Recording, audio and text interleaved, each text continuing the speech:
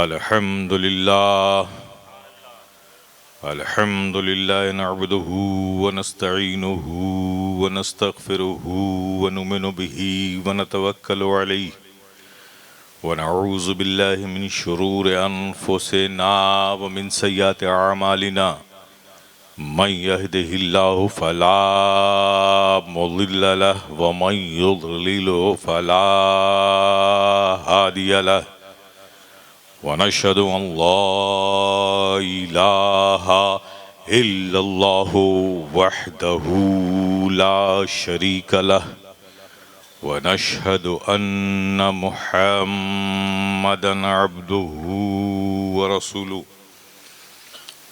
أما بعد فأعوذ بالله من الشيطان الرجيم بسم الله الرحمن الرحيم ألا إن أولياء الله لا خوف عليهم ولا هم يحزنون الذين آمنوا وكانوا يتقون سبحان ربك رب العزة عما يصفون وسلام على المرسلين والحمد لله رب العالمين۔ اسٹیج پر رونق افروز سادات ذوی الاحترام، معزز علماء کرام اور آپ دور و نزدیک سے آئے ہوئے پیارے پیارے سنی مسلمان، آئیے سب سے پہلے پورے حضور قلب کے ساتھ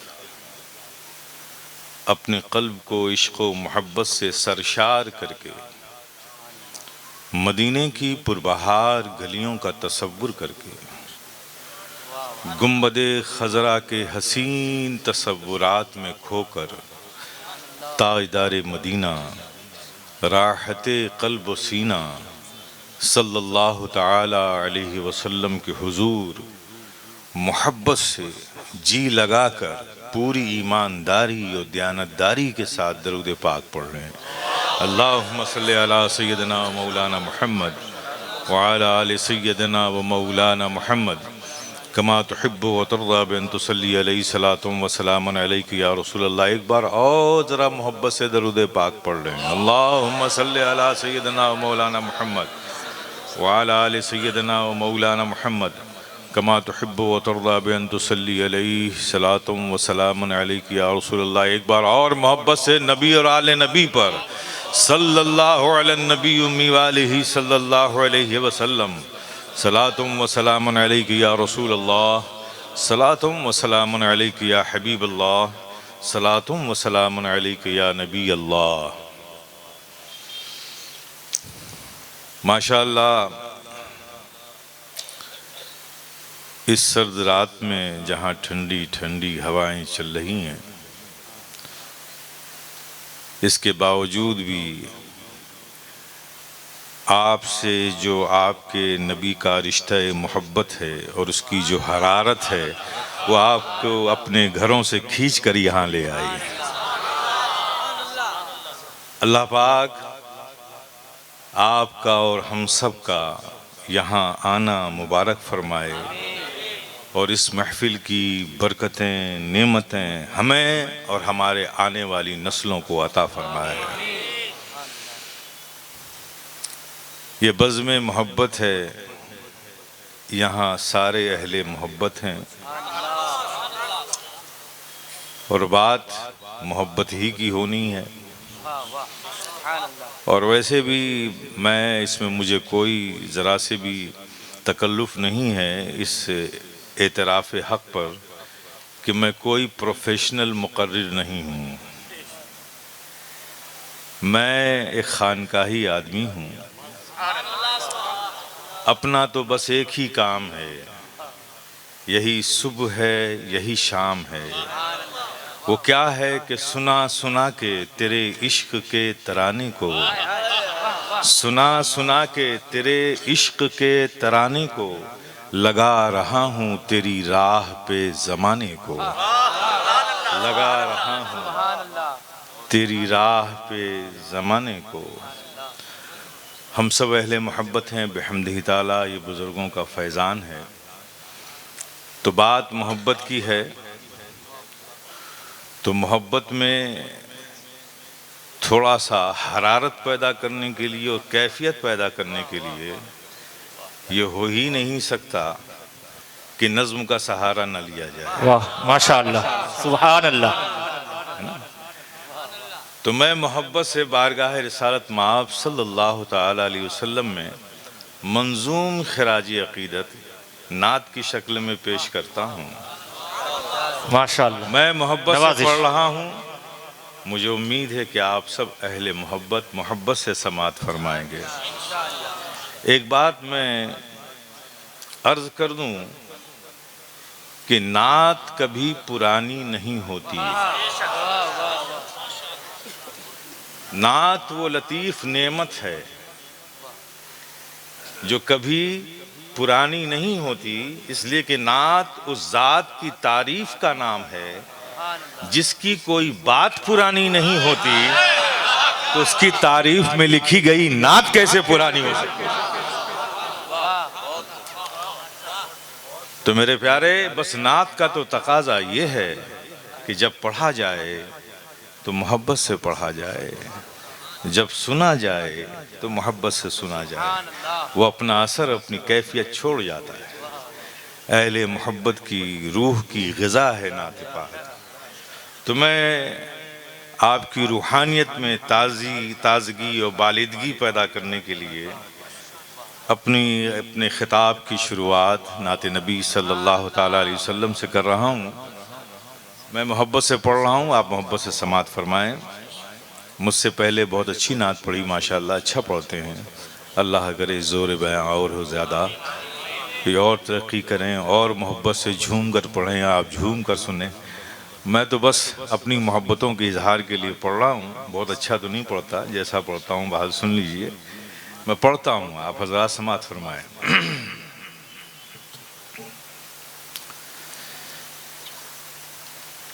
در نبی کو میں چوم لوں گا، کبھی ادھر سے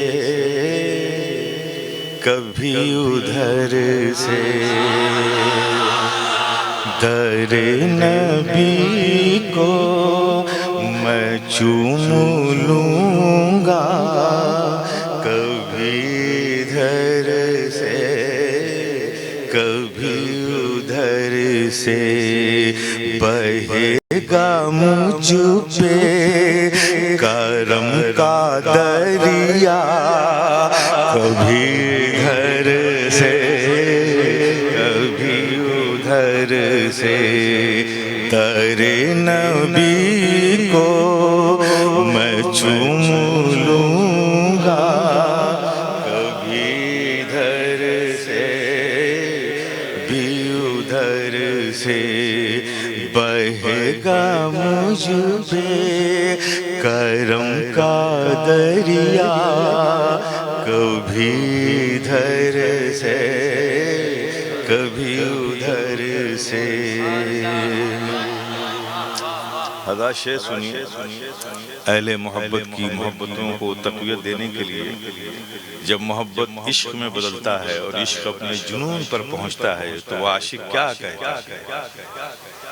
کروں گا جب میں طواف کعبہ، وہ جب دکھائیں گے اپنا جلوہ۔ کروں گا جب میں طواف کعبہ، وہ جب دکھائیں گے اپنا جلوہ۔ نبی کا دیدار میں کروں گا، کبھی ادھر سے کبھی ادھر سے۔ نبی کا دیدار میں کروں گا، کبھی ادھر سے کبھی ادھر سے، در نبی کو میں چوم لوں گا، کبھی ادھر سے کبھی ادھر سے، بہے گا مجھ پہ کرم کا دریا، کبھی ادھر سے۔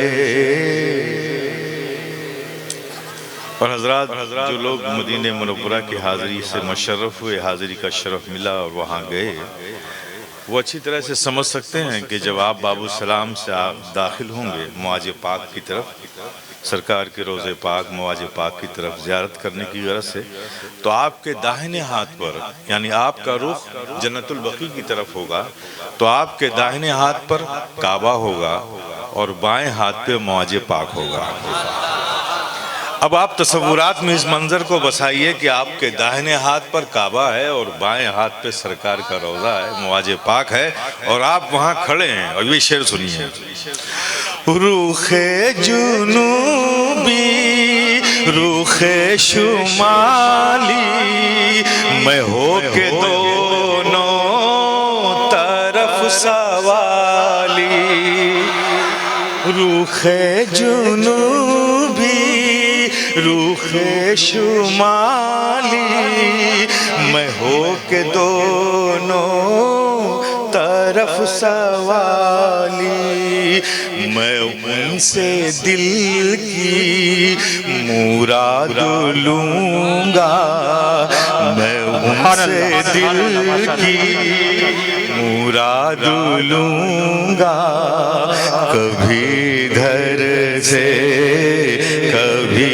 ادھر سے، میں ان سے دل کی مراد لوں گا، کبھی ادھر سے کبھی ادھر سے، در نبی کو میں چوم لوں گا، کبھی ادھر سے۔ اور خاص طور پہ یہ شعر بھی سنیں گے: حبیب داور شفیع محشر، وہ جب پلائیں گے آب کوثر، حبیب داور شفیع محشر، وہ جب پلائیں گے آب کوثر، نبی کے ہاتھوں سے جام لوں گا، کبھی ادھر سے کبھی ادھر سے، نبی کے ہاتھوں سے جام لوں گا، کبھی ادھر سے کبھی ادھر سے، در نبی کو میں چوم لوں گا، کبھی ادھر سے کبھی ادھر سے۔ ماشاءاللہ۔ کی محمد سے وفا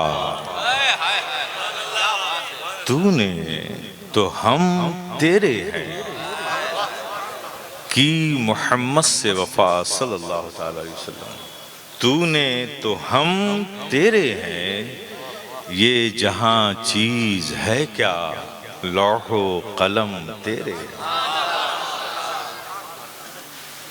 لا يمكن الثناء كما كان حقه، بعد از خدا بزرگ توئی قصہ مختصر۔ حضرات آج اس مختصر وقت میں جو عنوان ہے اس کو کئی گھنٹے چاہیے. عظمت صحابہ کچھ منٹوں میں، یہ تو ممکن ہی نہیں ہے. فیضان غریب نواز کچھ منٹوں میں، یہ ممکن ہی نہیں ہے. لیکن بہرحال اہل محبت نے یہ مجلس سجائی ہے اور ہر جگہ سے برکتیں حاصل کرنے کی کوشش کی ہے، تو میں بھی کوشش کروں گا. اس فقیر اشرفی کی 2 ذمہ داریاں تو پہلے ہی سے ہیں، تیسری ذمہ داریاں آج کے عنوان کے تحت بن گئی. تو کوشش کروں گا کچھ منٹوں میں، گھنٹوں میں نہیں جاؤں گا انشاءاللہ، پریشان مت ہوئیے. ہاں 60 منٹ کا 1 گھنٹہ ہوتا ہے، یہ الگ بات ہے. تو منٹوں میں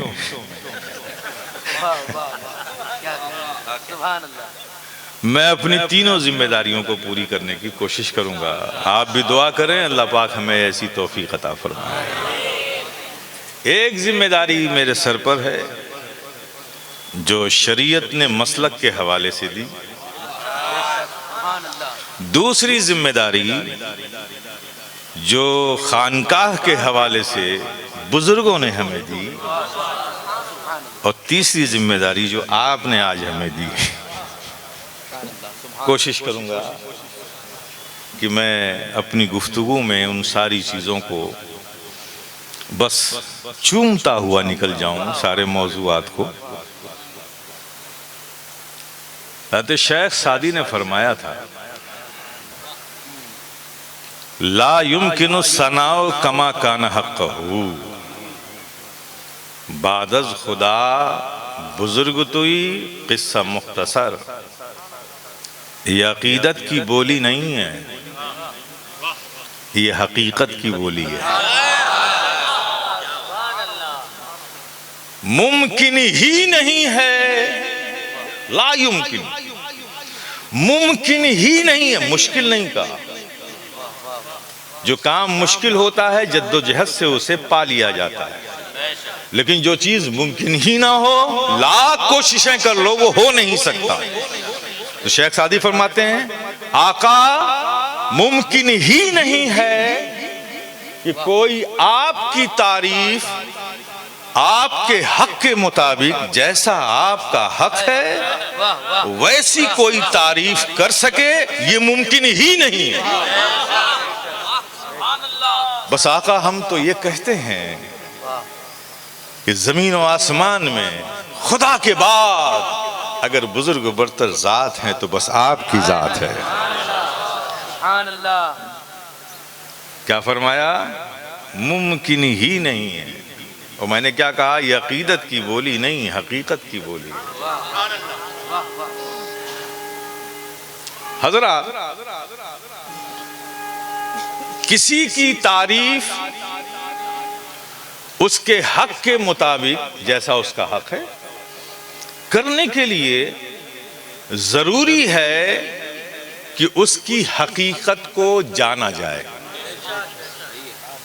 جب تک حقیقت کی معرفت نہیں ہوگی حق کے مطابق تعریف نہیں ہوگی.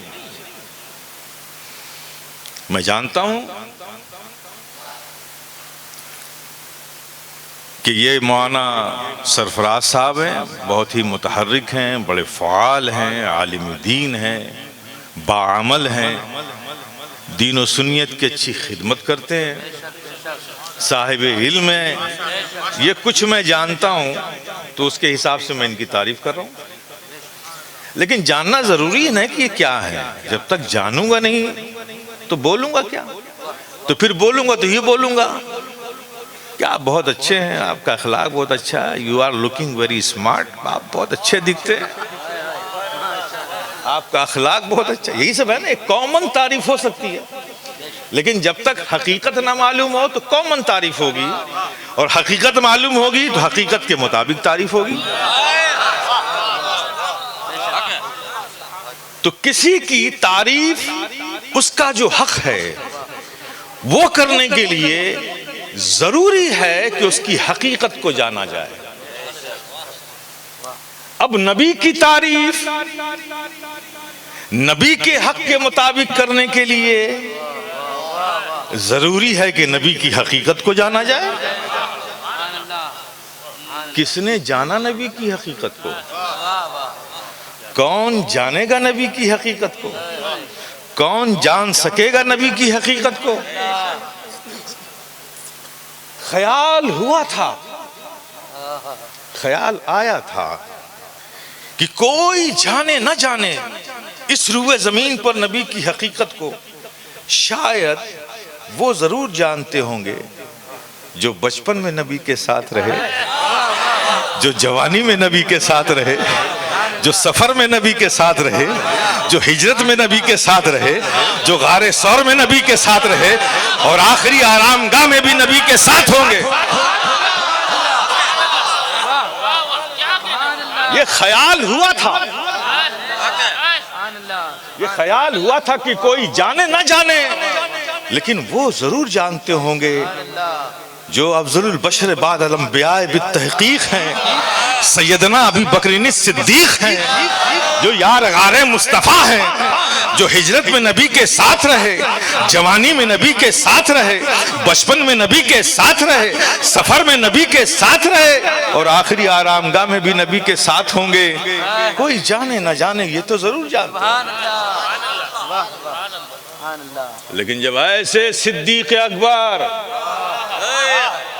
سے نبی کہتے ہوئے یہ سنے گئے، اللہ اکبر، یا ابا بکر لم یعرفنی حقیقتا غیر ربی۔ یہ کون ہے صدیق اکبر؟ اس سے کہہ رہے ہیں نبی، یہ وہ صدیق اکبر جن کے بارے میں سیدنا عمر فاروق رضی اللہ تعالیٰ عنہ فرماتے ہیں کہ عمر پوری زندگی یہ کوشش کرتا رہا کہ کاش کہ کوئی ایک کام وہ جو نبی ارشاد فرمائے ابو بکر سے پہلے میں اسے کر لوں۔ حضرت سیدنا عمر فاروق بتاتے ہیں کہ کبھی سیدنا صدیق اکبر نے اس کا موقع ہی نہیں دیا کہ کوئی کام میں ان سے پہلے کر لوں۔ وہ فرماتے ہیں کہ ایک بار مسجد نبوی میں عشاء کے بعد نبی کچھ واعظ و نصیحت فرماتے تھے، ہم سب حلقہ بنا کے بیٹھے تھے۔ نبی نے اس دن فرمایا کہ سنو، جو اللہ کے گھر میں مسجد میں جھاڑو لگائے اور ان جھاڑو لگانے کے بعد جو خاک، جو ذرات جمع ہوں خاک کے، تو جو جھاڑو لگائے گا جتنے ذرات سے وہ خاک جمع ہوئی ہے، اللہ پاک ہر ذرے کے بدلے اس کے اعمال میں نیکیاں لکھ دے گا۔ آج کل تو اس کام کے لیے اسپیشل آدمی رکھ لیتے ہیں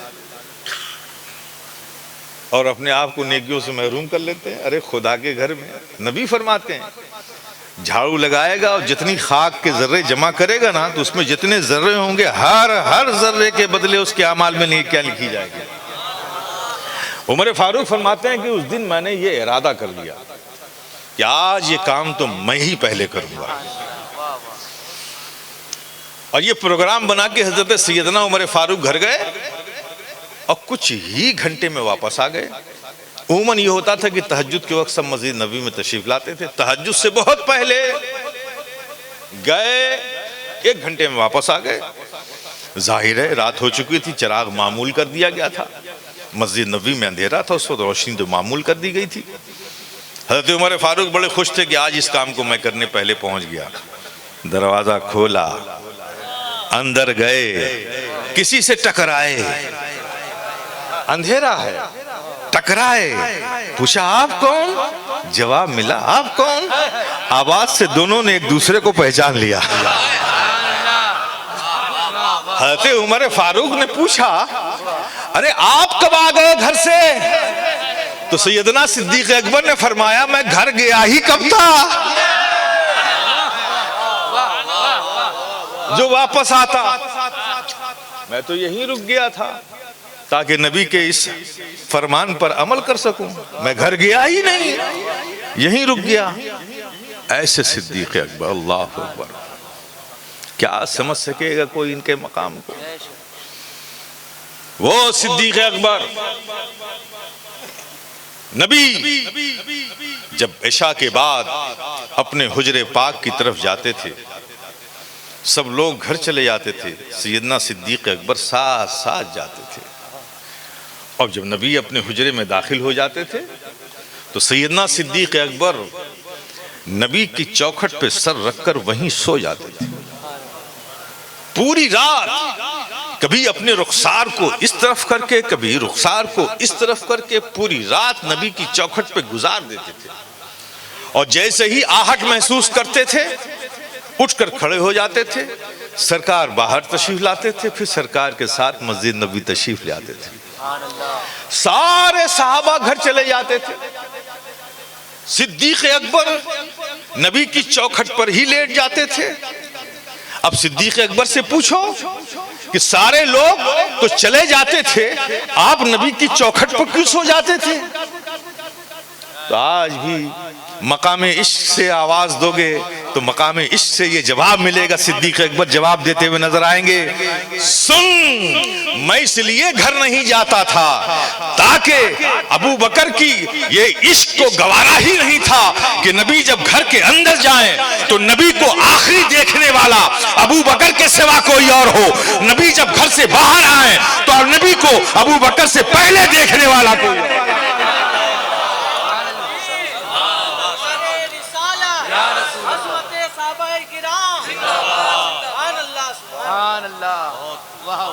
جن کے عشق کو یہ گوارا نہیں کہ نبی حجرے میں جائیں تو آخری دیکھنے والا کوئی اور ہو، اور نبی جب حجرے سے باہر آئے تو پہلے دیکھنے والا کون ہو، ایسے صدیق اکبر سے، ایسے صدیق اکبر سے نبی ارشاد فرما رہے ہیں۔ کیا فرما رہے ہیں؟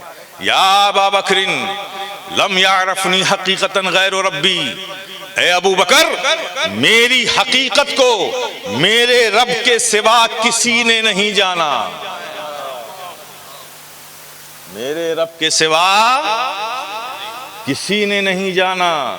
اے ابو بکر تم میرے ساتھ رہے زیادہ ضرور ہو، بچپن میں بھی رہے، جوانی میں بھی رہے، غار ثور میں بھی رہے، سفر میں بھی رہے، ہجرت میں بھی رہے، ہر جگہ رہے، اور آخری آرام گاہ میں بھی تم میرے ساتھ رہو گے، لیکن زیادہ ساتھ رہنے سے یہ نہ سمجھ لینا کہ تم نے میری حقیقت کو بھی سمجھ لیا۔ میری حقیقت کو میرے رب کے سوا کسی نے نہیں جانا۔ میرے پیارے، اب جب رب کے سوا کی ذرا ایک لسٹ بناؤ، رب کے سوا کی ایک فہرست تیار کرو۔ رب کے سوا آدم، رب کے سوا شیش، رب کے سوا نوح، رب کے سوا داؤد، رب کے سوا زکریا، رب کے سوا ایوب، رب کے سوا یعقوب، رب کے سوا سلمان، رب کے سوا یوسف، رب کے سوا عیسیٰ، رب کے سوا ابراہیم، رب کے سوا اسماعیل، رب کے سوا زکریا، رب کے سوا داؤد، رب کے سوا، یہ سب رب کے سوا ہیں، کوئی رب نہیں ہے نا، یہ سب رب کے سوا ہے نا۔ آؤ آقا کی بارگاہ میں، آقا آپ نے فرمایا کہ رب کے سوا کسی نے نہیں جانا، تو آپ بھی تو رب نہیں ہیں، آپ بھی تو رب نہیں ہیں۔ تو آقا مطلب یہی تو کہنا چاہتا ہوں، ارے میں کیا ہوں وہ میں بھی نہیں جانتا، وہ تو صرف رب جانتا۔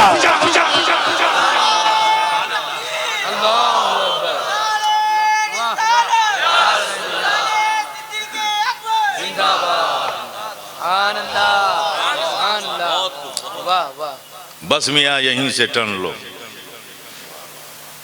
اب یہ کنتو پرنتو بٹ لیکن واٹ، یہ سب ہے نان سینس، یہ احمق لوگ ہیں، حقیقت کا پتہ نہیں، اتنا اور کتنا کی بات کرتے ہیں۔ بس شیخ سعدی کی شعر کو یاد کر لو، عقیدہ بچ جائے گا۔ لا یمکن الثناء کما کان حقہ، بعد از خدا بزرگ توئی قصہ مختصر، کوئی ممکن ہی نہیں ہے کہ آقا آپ کی تعریف کوئی آپ کے حق کے مطابق کر سکے۔ بس ہم تو اتنا جانتے ہیں کہ خدا کے بعد زمین و آسمان میں بزرگ برتر ذات ہے، وہ آقا آپ کی ذات ہے، بچ جائیں گے۔ بات صدیق اکبر ہی کی نہیں ہے، مولا علی مشکل کشا، خیبر شکن، جن کے ہاتھوں کی تلوار کو ذوالفقار حیدری کہتے ہیں، جو ہاتھوں میں آتی ہے مولا علی کے تو تلوار پوچھتی ہے آپ اجازت دیں تو اس کی گردن اڑا دوں. وہ مولا علی سے باتیں کرتی ہے. وہ مولا علی تشریف لائے دنیا میں پیدا ہوئے, کعبے میں پیدا ہوئے. دنیا کے سارے مسلمانوں کو مومنوں کو اشتیاق ہی ہوتا ہے کہ اے کاش رب ہماری جانوں پہ فضل فرمائے, ہم بھی کعبے کی زیارت سے مشرف ہو, دیدار کعبہ ہمارے بھی نصیب میں آ جائے, ہم بھی دیکھ لیں. اور مولا علی کعبے میں پیدا ہیں. سارے خاندان ہاشمی کے افراد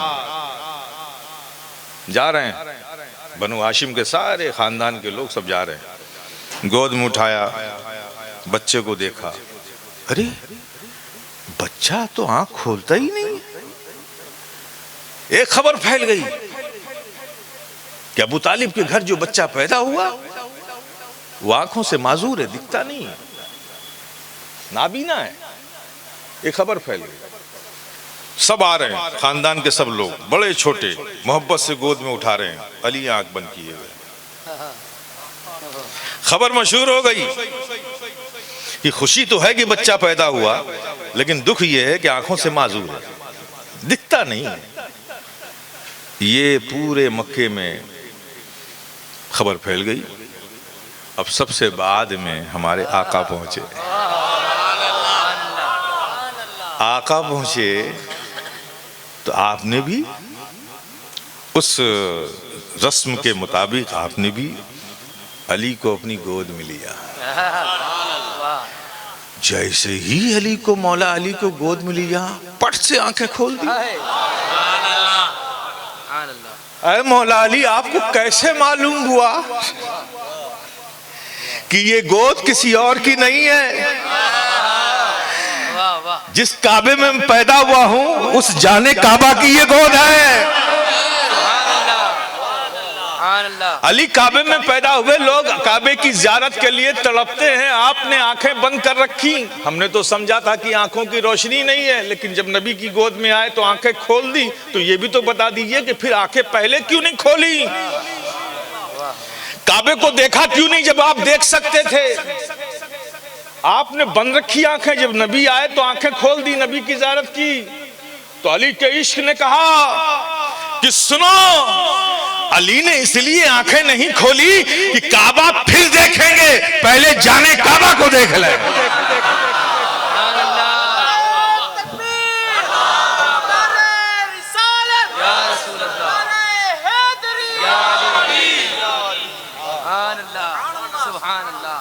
وہ علی مشکل کشا, اللہ اکبر. آنکھیں کھول دیں. علی ہیں وہ. جب کفار قریش نے ایک پروگرام بنایا کہ نبی کی دعوت ایک سیلاب کی مانند ہے جسے روکا نہیں جا سکتا, نہ تدبر سے نہ تدبیر سے. اگر نہیں روکا گیا تو مکے کے سارے لوگ اپنے آباء و اجداد کے دین کو چھوڑ کر سب اسلام میں داخل ہو جائیں گے. بڑی فکر تھی ان بھائیوں کو جو مکے کے بھائی بنے ہوئے تھے. ہر دور میں, آج کے دور میں بھی کچھ بھائی لوگ ہیں جن کی کوششیں یہی ہوتی ہیں کہ اپنے باپ کو چھوڑ کے ہمارے باپ کو اپنا باپ کہو. تو اس دور میں بھی تھا یہ ابو جہل, ابو لہب, سب تھے گنڈے موالی قسم کے لوگ تھے سب, ہے نا, ظلم سے طاقت سے اپنی بات منوانے کے لیے. تو ان لوگوں نے کہا بھائی نہیں روکا جا سکتا. تو یہ لوگ بیٹھے ہوئے دار الندوہ, اور ایک انڈیا میں بھی ہے, لکھنؤ میں ہے, ہاں وہاں بھی نام رکھا ندوئی. تو دار الندوہ میں سارے کفار قریش بیٹھ کر کے وہاں میٹنگ کر رہے تھے کہ آخر اس کو روکا کیسے جائے. تو جب یہ بات کر رہے تھے تو اسی دوران میں ایک بزرگ شکل صورت لیے ہوئے, لمبی داڑھی, ہاتھ میں عصا, اس پر سے چوغا, امامہ باندھے ہوئے, بزرگ کی شکل بنائے ہوئے ایک ضعیف شخص پہنچا. کہ آپ لوگ جو باتیں کر رہے ہیں نا اس سے آپ اسلام کو نہیں روک سکتے. اگر آپ کہیں تو میں آپ کو مشورہ دوں. کہ آپ کون ہیں؟ کہ مجھے جاننے کی ضرورت نہیں ہے، مجھے اچھی طرح سے آپ جانتے ہیں اور کچھ نہیں جانتے، لیکن میرے مشورے پہ عمل کرو گے تو اسلام کے سیلاب کو روک سکتے ہو. کہ کیا مشورہ؟ کہ اسلام کو روکنا ہے تو داعیے اسلام کو ختم کر دو. معاذ اللہ، سد معاذ اللہ. یہ پروگرام اس نے مشورہ دیا. یہ کیسے ممکن ہے؟ اگر ایسا ہوا تو بنو ہاشم کا پورا خاندان جنگ چھڑ جائے گی. کہا یہ تو رسک لینا پڑے گا، یہ تو کرنا ہی پڑے گا. اب اس نے یہ مشورہ دے دیا. ان لوگوں نے بھی سوچا کہ بھائی اب اگر اپنی دادا گیری کو، اپنی چودراہٹ کو مکے میں رکھنا ہے تو یہ رسک تو لینا ہی پڑے گا.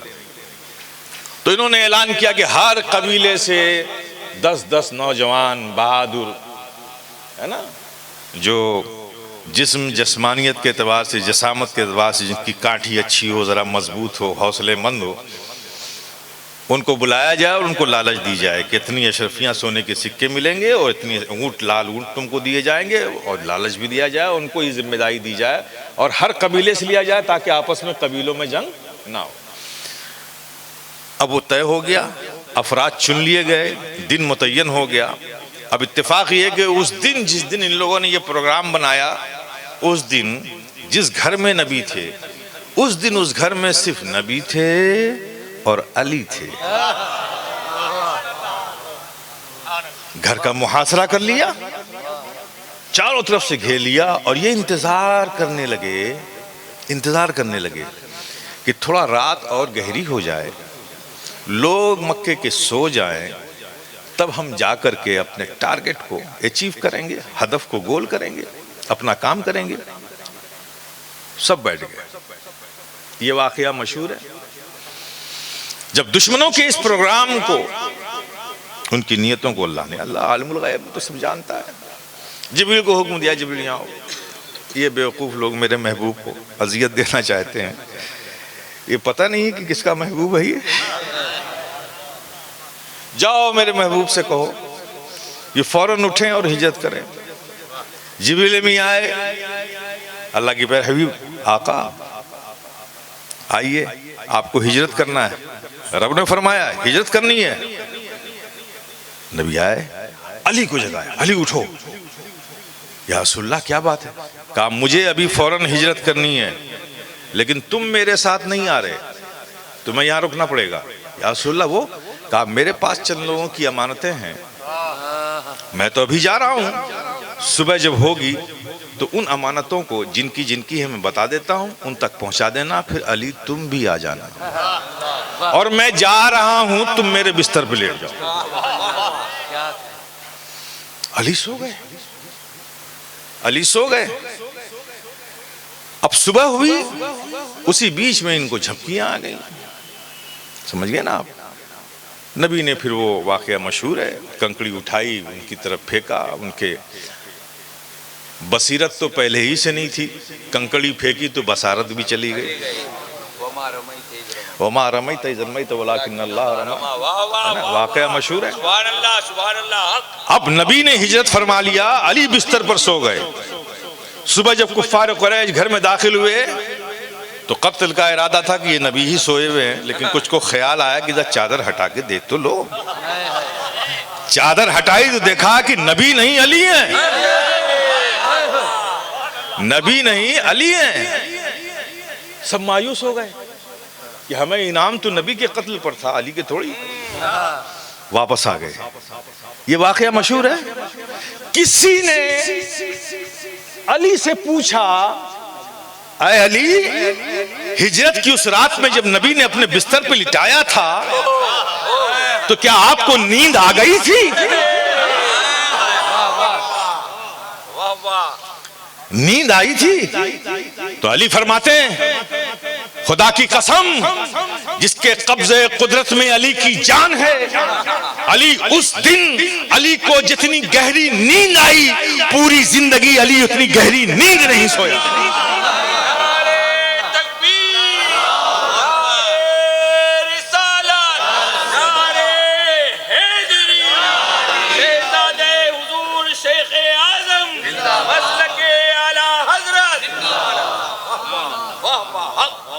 اس دن جتنی گہری نیند آئی، علی پوری زندگی اتنی گہری نیند سے نہیں سویا۔ کہا علی آپ کو معلوم تھا کہ کتنا پرخطر ماحول تھا، کتنا خطرہ تھا؟ اگر وہ چادر نہ ہٹاتے، نبی سمجھ کے وار کر دیتے تو آپ زخمی ہوتے، گھائل ہوتے، شہید ہو جاتے۔ کیا آپ اس سے بے خبر تھے؟ کہا نہیں نہیں، میں باخبر تھا، میں باخبر تھا۔ کہا پھر بھی گہری نیند آ گئی؟ کہ ہاں گہری نیند آئی، یہ سچ ہے۔ کہا وہ کیسے؟ کہا علی کو نقصان ہو ہی کیسے سکتا تھا؟ نبی نے فرمایا تھا کہ علی صبح اٹھنا اور یہ امانتیں لوگوں کو دیکھ کر تب آنا۔ تو جب علی کی زندگی کی ضمانت جب نبی نے لے لی ہو تو اس علی کو موت کیسے آ سکتی ہے؟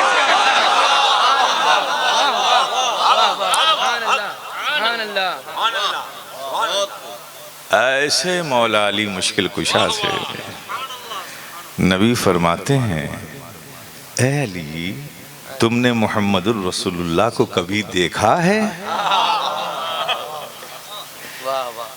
کبھی دیکھا ہے؟ آنکھ تبھی کھولی جب آغوش مصطفیٰ صلی اللہ علیہ وسلم میں آئے۔ وہ مصطفیٰ جان رحمت صلی اللہ علیہ وسلم علی سے پوچھ رہے ہیں، تم نے محمد الرسول اللہ کو کبھی دیکھا ہے؟ اے علی جو تم وہ دیکھ رہے ہو میری حقیقت نہیں ہے۔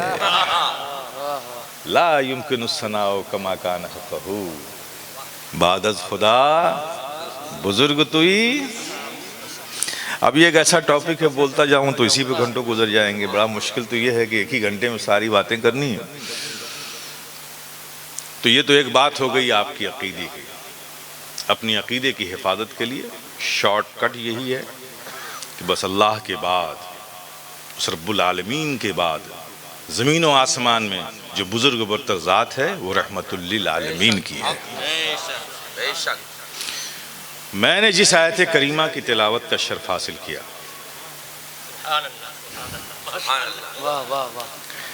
الا ان اولیاء اللہ لا خوف علیہم ولا هم يحزنون الذین آمنوا وکانوا یتقون۔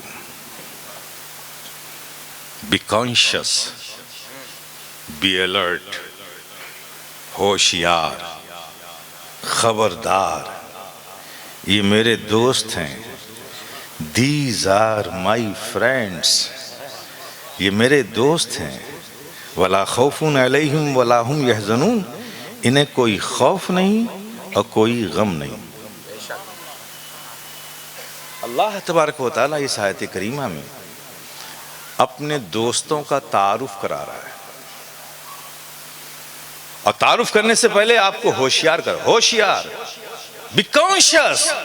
بات بڑی اہم ہے، جب کوئی خاص بات کی جاتی ہے تو یوں ہی نہیں کہہ دیا جاتا۔ ہم آپ بھی کہتے ہیں سنو، غور سے سنو میری بات کو، بہت دھیان سے سنو، بہت خاص بات کہہ رہا ہوں، توجہ سے سنو، مس مت کر جانا، یہ کہتے ہیں نا کوئی خاص بات۔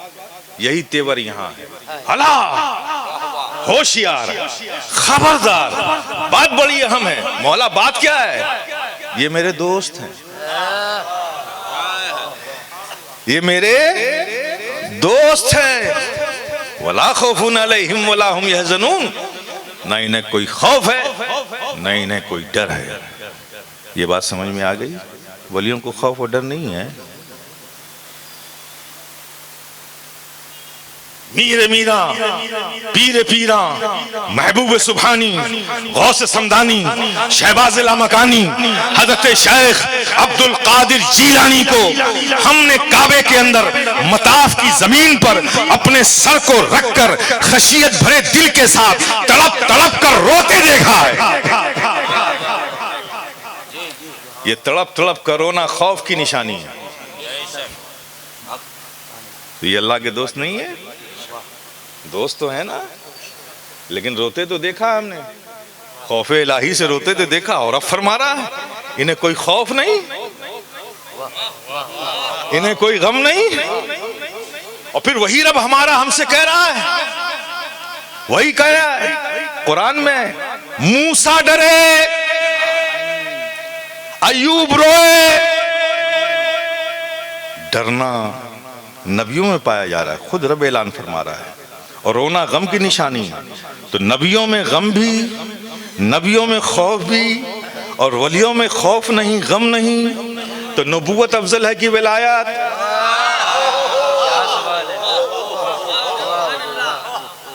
نبوت افضل ہے کہ ولایت؟ نبوت افضل ہے۔ تو نبیوں میں خوف بھی، نبیوں میں غم بھی، ولیوں میں خوف نہیں، ولیوں میں غم نہیں۔ میرے پیارے کیا سمجھے آپ؟ کیا سمجھے آپ؟ رب تبارک و تعالی یہاں اپنے ان محبوب بندوں کا، دوست بندوں کا مقام بتا رہا ہے۔ مانا خوف اور غم تو انسان کی فطرت میں اللہ نے ودیعت فرمایا ہے۔ خوف اور غم تو ہر انسان میں، ہر بشر میں اللہ نے خوف اور غم کو ہر انسان میں ودیعت فرمایا ہے۔ پھر رب فرما رہا ہے خوف و غم نہیں؟ تو یہاں پر اپنے دوست بندوں کا مقام بتا رہا ہے کہ اے لوگوں سنو، یہ میرے دوست ہیں، یہ ایسے دوست ہیں کہ جب یہ میری یادوں میں، میرے ذکر میں، میرے خیالوں میں جب یہ گم ہو جاتے ہیں، مستغرق ہو جاتے ہیں، میرے جلووں میں یہ کھو جاتے ہیں، مجھ سے قرب حاصل کرنے کی لذتوں کے جذبات سے یہ مسرور ہو کر اس میں گم ہو جاتے ہیں، جب یہ اس میں ڈوب جاتے ہیں، جب یہ میرے ذکر میں، میری یادوں میں ڈوب جاتے ہیں، تو اس وقت میں سارے حجابات ہٹا دیتا ہوں، ساری دوریاں دور کر دیتا ہوں اور انہیں اپنا قرب عطا کرتا ہوں۔ اور یہ جب میرے قرب میں ہوتے ہیں تو اس وقت نہ انہیں کوئی خوف ہوتا ہے نہ کوئی غم ہوتا ہے۔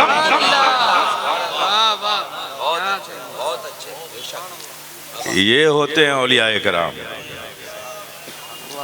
جب اتنا سمجھ گئے کہ ان کا مقام کیا ہے، جب یہ ذکر الہی میں ڈوبتے ہیں تو حجابات ہٹا دیے جاتے ہیں، یہ زمین پر رہ کے عرش الہی دیکھتے ہیں، اور ان جلووں میں جب کھو جاتے ہیں تو اس وقت انہیں کوئی خوف اور کوئی غم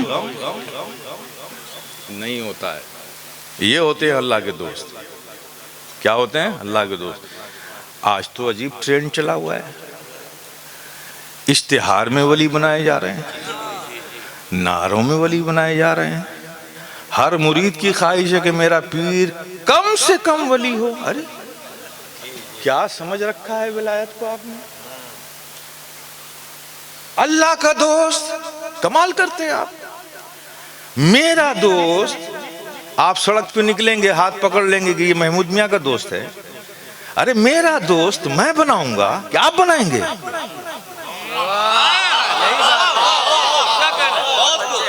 تو اللہ کا دوست اللہ بنائے گا کہ آپ بنائیں گے؟ یہ اپنی بے چین تمناؤں پر لگام لگائیے۔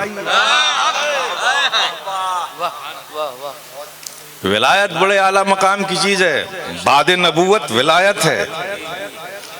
ہر صحابی اللہ کا دوست ہے، ہر تابعی اللہ کا دوست ہے، ہر تبع تابعی اللہ کا دوست ہے، اور یہ جو ہمارے اولیاء کرام ہیں یہ تو اللہ کے دوست ہی ہیں۔ لیکن اولیاء میں سب سے بڑا مقام صحابیت کا ہے۔ اور آپ ایک طرف جب دیکھو قطب بنا رہے ہیں، ولی بنا رہے ہیں، کمال کر رہے ہیں بھیا۔ جس کا جو کام ہے وہ کرنے دیجئے، آپ کیوں اس میں مداخلت کر رہے ہیں؟ یہ مت کیجئے، یہ مت کیجئے۔ یہ ولایت اسلام میں بڑی اہم چیز ہے۔ میں آپ کو بتاؤں یہ اللہ کے دوستوں کتنے اہم ہیں یہ لوگ، اور اللہ نے جن کا تعارف ہوشیار اور خبردار کر کے آپ کو کرایا ہے، تو ظاہر ہے کہ ان کا کام بھی بڑا اہم ہوگا، یہ اسلام میں بڑے اہمیت کے حامل ہوں گے، ان کا ورک بھی بڑا اہم ہوگا، ان کا رول بھی بڑا اہم ہوگا، ان کی موجودگی کی بھی بڑی اہمیت ہے۔ تو میرے پیارے، یہ اولیاء اللہ، یہ اللہ کے دوست بندے اتنے اہم ہیں کہ جب تک روئے زمین پر ایک بھی اللہ کا دوست بندہ موجود ہے، قیامت نہیں آئے گی۔ اور جب تک ایک انسان روئے زمین پر باقی ہے، اللہ کے دوست بندوں کی ضرورت باقی ہے۔ یہ اتنے اہم ہیں۔ ان کا ورک کیا ہے؟ ان کا روئے زمین پر کام کیا ہے؟ اللہ نے انہیں روئے زمین پر رکھا کیوں ہے؟ جب اتنے اہم ہیں تو ان کا کام بھی اہم ہوگا۔ ہم سمجھتے ہیں کہ اولیاء کرام کی مقدس بارگاہیں صرف اس لیے ہیں کہ ان کی بارگاہوں میں جایا جائے، اور جانے کے بعد بے اولاد اولاد کی نعمت مانگے، روزگار سے پریشان حال روزی مانگے، بیماریوں میں پریشان حال شفا مانگے. ہم یہی سمجھتے ہیں اور یہ کرتے بھی ہیں آپ. جیسے اولیاء اکرام کے آستانے پر پہنچے، ذہن میں پوری ایک لمبی لسٹ رکھے رہتے ہیں، سورہ فاتحہ بھی نہیں پڑھتے، سیدھے لسٹ پڑھ کے سنانا چاہتے ہیں. دھندے میں مندہ ہے، بچے پریشان ہیں، فلاں کی بیماری ہے، بھائی اولاد کی کمی ہے، یہ ہے وہ ہے فلاں ہے، پڑوسی بہت پریشان کرتا ہے، مقدمے میں الجھاؤ. ایک لسٹ، ایسا لگتا ہے جیسے قرضہ لیا ہوا ہے واپس مانگنے آئے آپ. اور سچائی یہ ہے کہ یہ لوگ جس چیز کے اسپیشلسٹ ہیں، جو صرف یہی دے سکتے ہیں، کوئی نہیں دے سکتا، وہی نہیں مانگتے آپ. اور یہ دنیا کی چیزیں تو دنیا دے ہی دے گی رب کے فضل سے. دنیا اگر رب کو دینا ہے آپ کو تو اپنے فضل سے آپ کے لیے کسی نہ کسی کو سبب بنا ہی دے گا. ان بارگاہوں میں جا کے صرف دنیا مانگتے ہو. اور یہ تو دنیا دار نہیں ہے نا، یہ سب تو روحانیت کے تاجدار ہیں. ان کی بارگاہوں میں جا کے کم سے کم وہ تو مانگو جس کے یہ اسپیشلسٹ ہیں.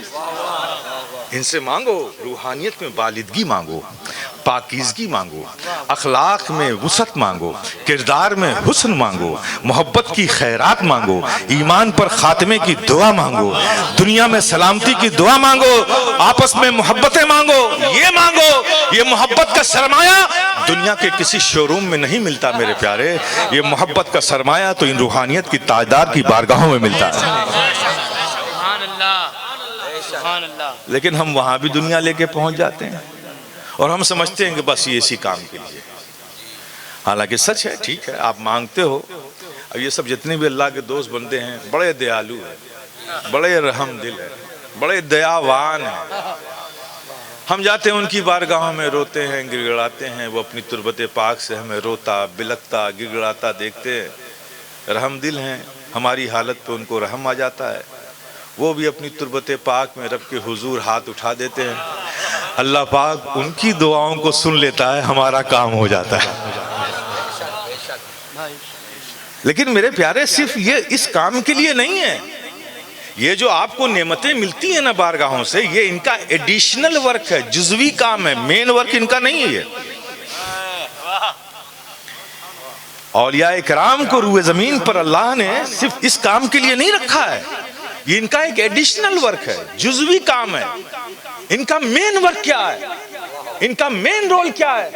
میرے پیارے سنو، اولیاء کرام کا اس روئے زمین پر مین ورک، مین رول یہ ہے کہ جب ایک مسلمان کسی ایسے حالات میں، وہ حالات ظلم کے ہوں، وہ حالات تشدد کے ہوں، وہ حالات عصبیت کے ہوں، وہ حالات اجنبیت کے ہوں، وہ حالات غیریت کے ہوں، وہ حالات حاکمیت کے ہوں، وہ حالات تشدد کے ہوں، ایسے کسی ماحول میں اگر کوئی مسلمان اسلام کے کسی احکام پر عمل کرنا اپنے لیے ناممکن سمجھنے لگے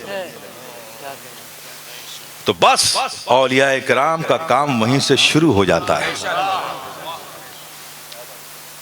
اللہ محفوظ رکھے آپ سب کو. لیکن اگر کچھ شہر میں حالات بگڑے، کرفیو جیسا ماحول ہو گیا تو آپ قانونی طور پہ پابند کر دیے جائیے گا کہ گھروں سے باہر مت نکلیے.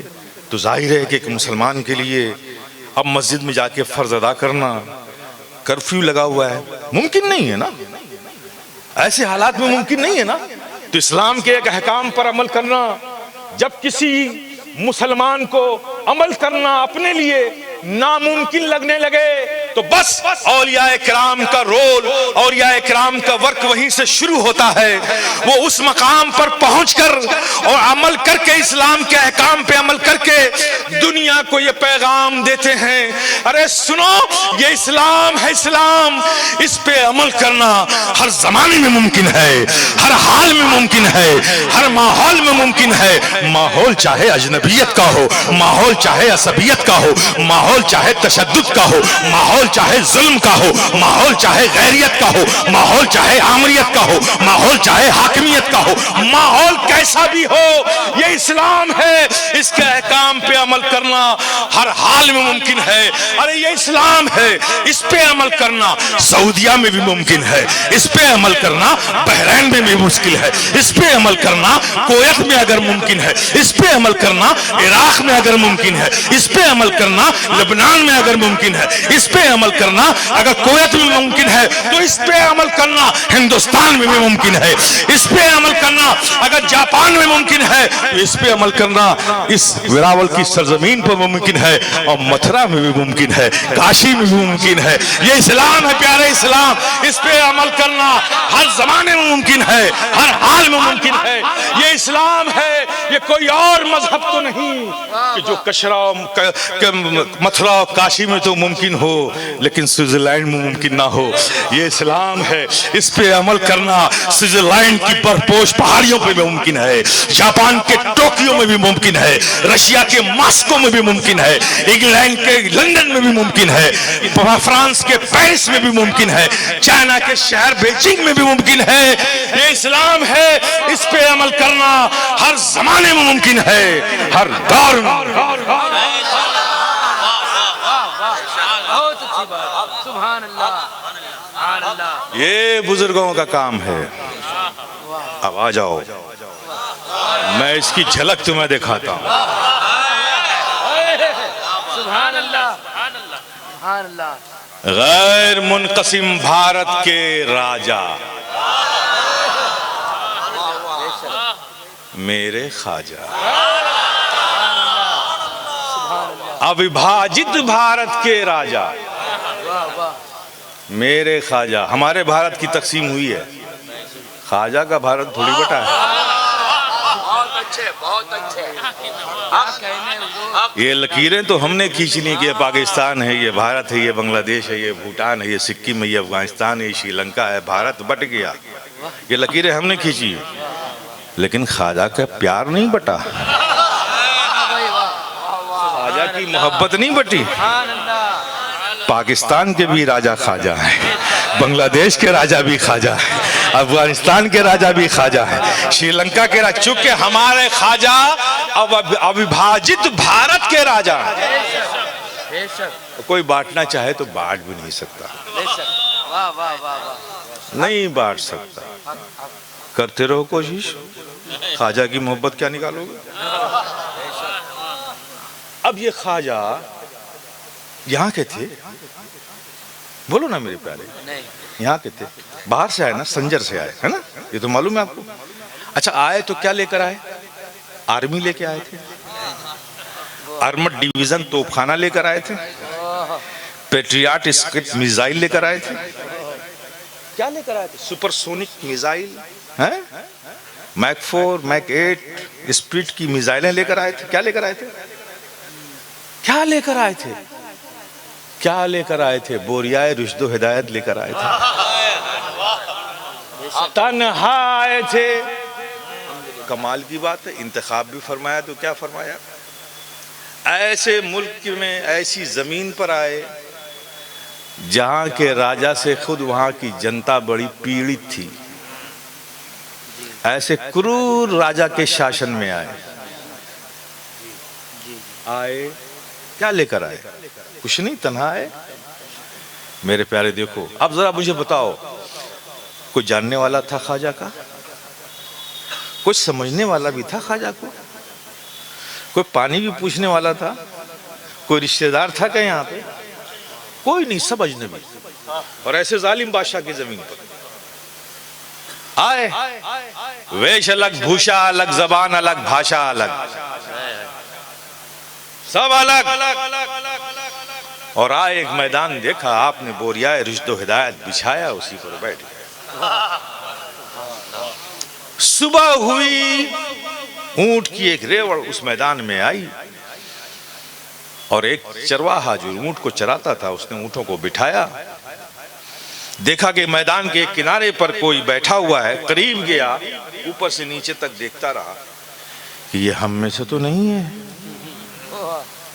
یہ تو لگتا ہے کہیں باہر سے آئے ہیں۔ لیکن وہ دیکھتا جا رہا ہے. پھر اس نے کہا مہاراج آپ یہاں کے تو نہیں ہیں, آپ کا آنا یہاں شبھ ہو, آپ یہاں کے نہیں ہیں, لیکن مہاراج چھما چاہتے ہیں. نظر پڑتے ہی ادب اس میں آ گیا. یہ کیسے بے ادب ہے کہ ہزاروں لوگوں کو فیضان پاتے دیکھ رہے پھر بھی ادب نہیں آ رہا ہے.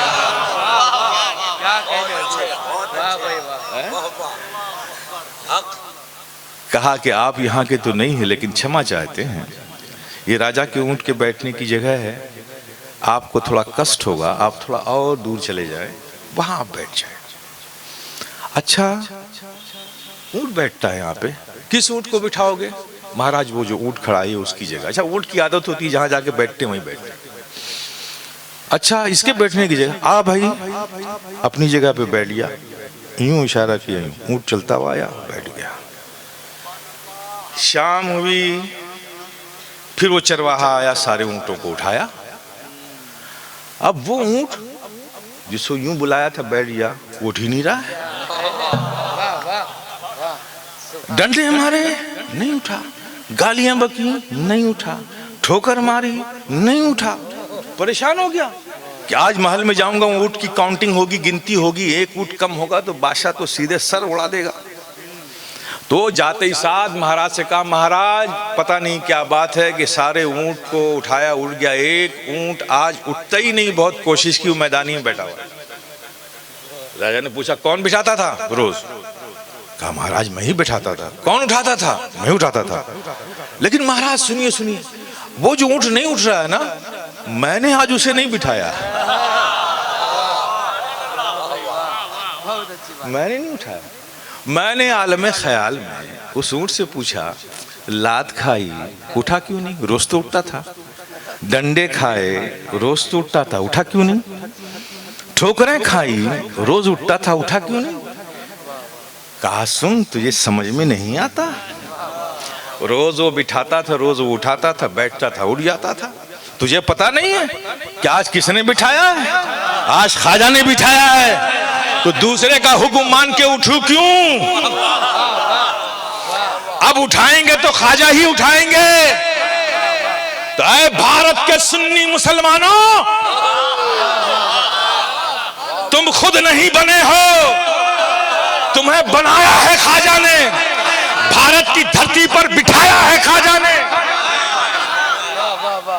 جب ایک اونٹ کو خواجہ بٹھا دے اسے کوئی نہ اٹھا سکے, تو جس بھارت کے مسلمانوں کو خواجہ نے بنایا ہو اور بٹھایا ہو بھارت میں, کس میں دم ہے کہ وہ اسے اٹھا دے؟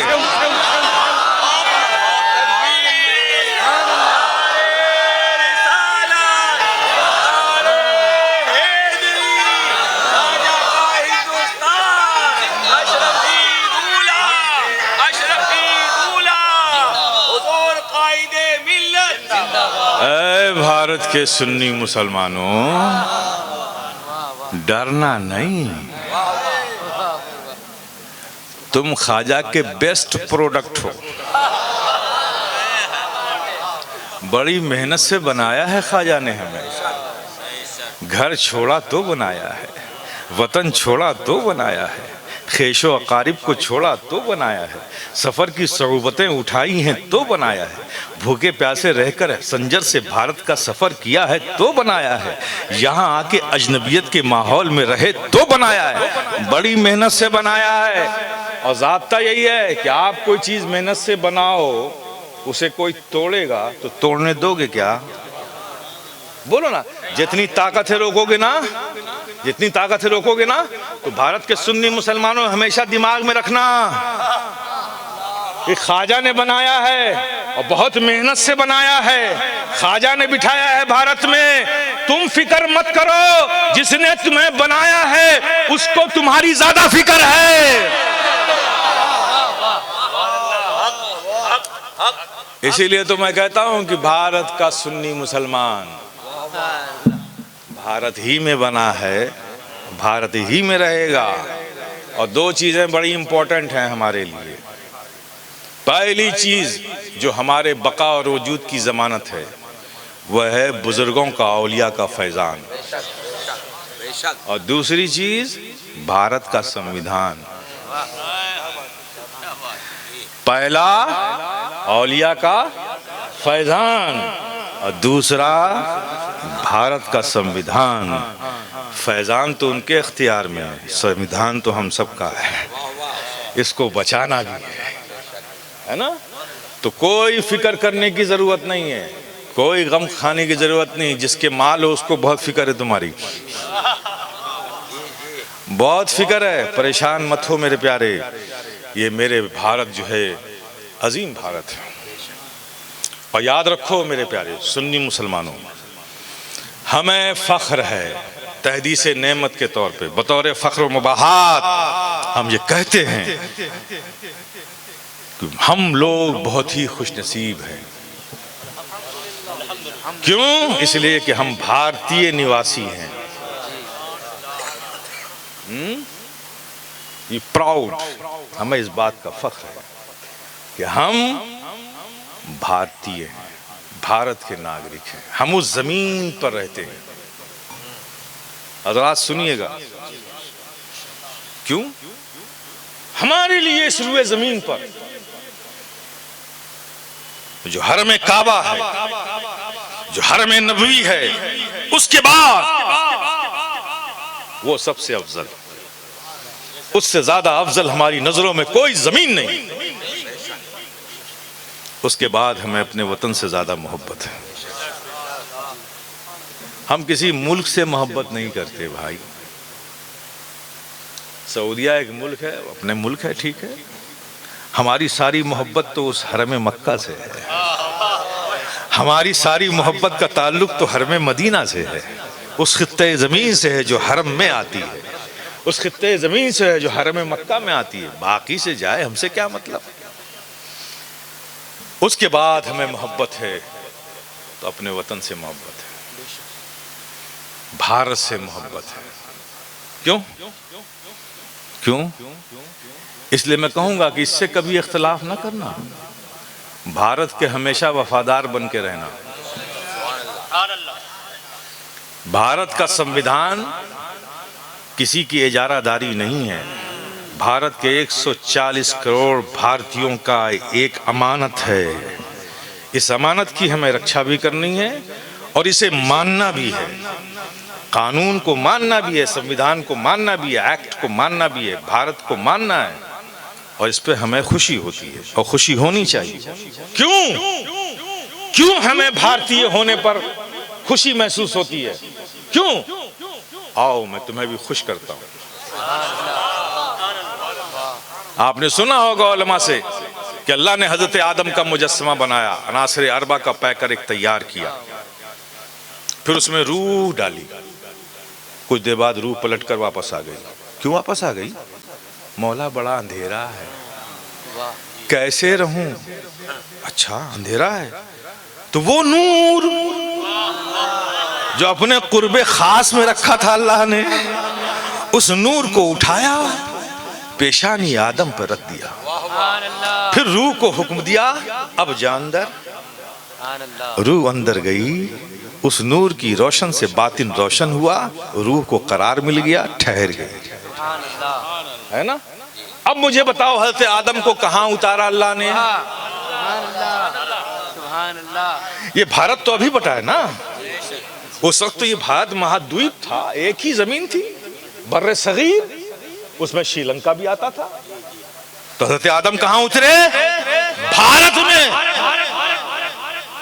کہاں اترے؟ بھارت میں۔ کسی بھی زمین پر اب اتار دیتا، لیکن اتارا کہاں؟ بھارت میں۔ جب بھارت میں اتارا تو اب ایمانداری سے یہ بھی بتا دو، صرف حضرت آدم آئے؟ وہ نور جو قرب خاص میں تھا، جو پیشانی آدم میں رکھا گیا تھا، وہ ساتھ نہیں آیا؟ تو میرے پیارے ہمیں ناز ہے کہ ہم بھارتی ہیں، اس لیے کہ اللہ کے پیارے حبیب آقا و مولا کے نور کا نزول بھارت میں ہوا اور ظہور مکہ میں ہوا۔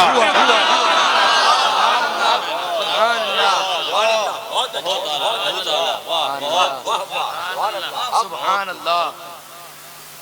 میرے پیارے، جس وقت آقا رحمت صلی اللہ تعالی علیہ وسلم نے اعلان نبوت فرمایا، اس وقت اس بر صغیر میں راجہ بھوج یہاں کے راجہ تھے، سمجھ گئے نا؟ اور بڑے گیانی تھے، بڑے شاستری تھے، ودوانوں کے جاننے والے، ویدوں کے بالکل یکتائے روزگار تھے.